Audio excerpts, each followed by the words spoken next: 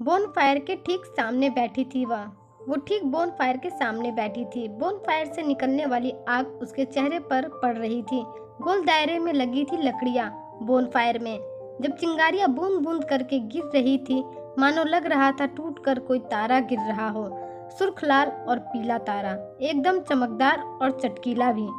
लकड़ियों की दरारों से जब चिंगारियां टूट कर गिर रही थी तो ऐसा प्रतीत हो रहा था जैसे असंख्य तारे गिर रहे हों। पता नहीं ऐसे ही कितने असंख्य तारे उस पल उसकी ओढ़नी पर सितारों की तरह बिखरे हुए थे।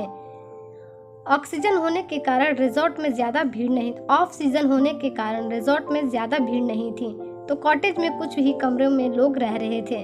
बाकी के सारे कॉटेज खाली थे। उस समय ही खामोशी को महसूस करने के लिए वह आग के सामने आकर बैठ गई थी। धीमी धीमी गिरती हुई उसकी बूंदें, गुनगुनाती हवा और अंदर मन के भीतर का चुपता सन्नाटा। माहौल भी एक इश्क की तरह ही होता है जो मन को एहसासों से भर देता है। चारों तरफ अंधेरा फैल चुका था। सिर्फ रिजॉर्ट के पीले बल्ब भी रोशनी से लकीरें बना रहे थे। पहाड़ों पर रात जल्दी हो जाया करती है। कोहरे ने भी पहाड़ों की हर परत को ढक लिया था। हरियाली का केवल एहसास हो रहा था। उस पल ऐसा लगा कि खामोशी भी रुला सकती है। जब भी उसका मन शहर की भागदौड़ भरी जिंदगी से भर जाता तो वह चली आती है पहाड़ों के बीच में सुकून पाने। उसने सुना था कि रवि को पहाड़ों से बहुत प्यार है। शायद इसी आस में वह इन पहाड़ों पर आ जाया करती है कि क्या पता कभी यूं ही मुलाकात हो जाए उससे वापस। बस एक बार उससे मुलाकात हो जाए, बस एक बार उसे देखना चाहती थी वह। लेकिन वह यह भी जानती थी कि अगर वह उसके सामने आया भी तो वह उसे पहचान नहीं पाएगा, क्योंकि 10 साल का इंतजार कम नहीं होता है, खासकर जब किशोरावस्था से आगे बढ़कर जवानी का एक पड़ाव पूरा हो चुका हो। ठंड काफी बढ़ चुकी थी, इसलिए उसने शॉल को कसकर खुद से लपेट लिया।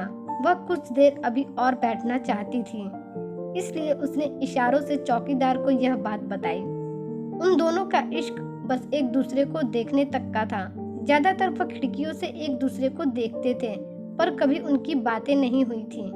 मिलने का तो सवाल ही नहीं उठता था। रवि के पिताजी सरकारी विभाग में कार्यरत थे, इसलिए उन्हें सरकारी कमरा मिला था। उसी सरकारी कमरे के ठीक सामने उसका कमरा था, जिस वजह से वह दोनों एक दूसरे को खिड़की से देखा करते थे। दोनों के बरामदे एक दूसरे के सामने ही खुलते थे। उसे आज भी याद है कि वह उस खिड़की के पास टेबल लगाकर पढ़ा करता था। एक बार जब मैं रवि की बहन के साथ उसके घर गई थी तो चुपके से मैंने उसकी डायरी पढ़ ली थी। तब मुझे पता चला था कि उसे फौज में जाने का शौक है। वह ज्यादातर समय अपना पढ़ाई में ही बिताता था। एक बार यूं ही मजाक मजाक में रवि की बहन कमरे से उसे खींच लाई थी। तब मैं भी उसके साथ उसके घर में ही थी। मुझे नहीं मालूम था कि उसकी बहन उसे कमरे से हॉल में ले आएगी। फिर वह अचानक मेरे सामने आ गया। हम दोनों की नजरें मिली। मुझे पहली बार का प्यार हो गया था उससे। रवि को देखकर ही उसे भी प्रेरणा मिली थी पढ़ाई करने की। वह देर रात तक पढ़ाई करता। वह भी उसे देखकर उतनी ही देर तक पढ़ाई किया करती थी। रवि को देखकर ही उसे भी कुछ बनने की धुन सवार हो गई थी। उसे भी अब जिंदगी में कुछ करना था। एक जुनून सा आ गया था उसके अंदर भी।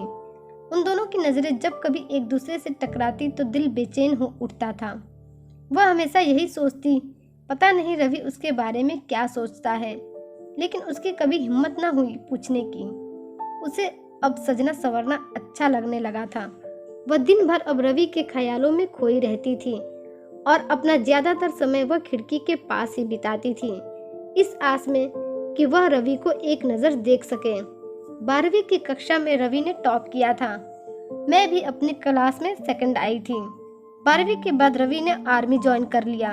उसका सपना था आर्मी में जाना। उसके पापा भी बैंक में सरकारी नौकरी करते थे।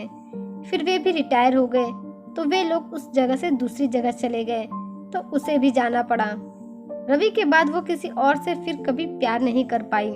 किसी के साथ उसे वैसा महसूस ही नहीं हुआ जैसा उसे रवि के साथ होता था।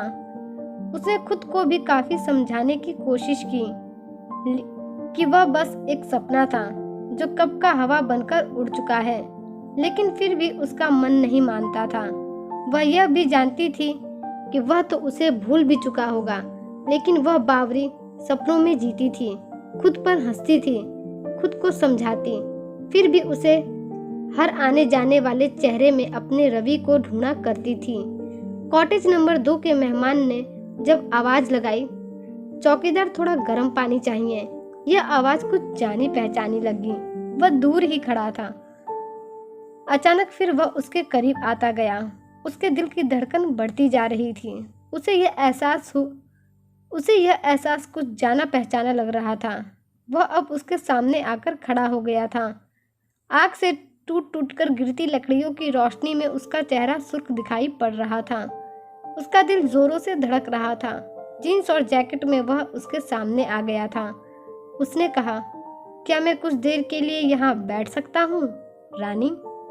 वह कुछ ना बोल सकी, सिर्फ उसे देखे जा रही थी। उसके होंठ सूख चुके थे, कान तपने लगे थे। वह एकटक उसे देखे जा रही थी। उसकी आंखों में कुछ था उसके लिए। दोनों के बीच में कुछ होने लगा था। एक काफी लंबे अंतराल के बाद इश्क अपनी चमक छोड़ ही जाता है। शायद यह वही था। दोस्तों, आपको मेरी आज की कहानी कैसी लगी कमेंट करके ज़रूर बताइएगा। ऐसी ही कहानियों के लिए हमारे चैनल को सब्सक्राइब कर लीजिए। धन्यवाद।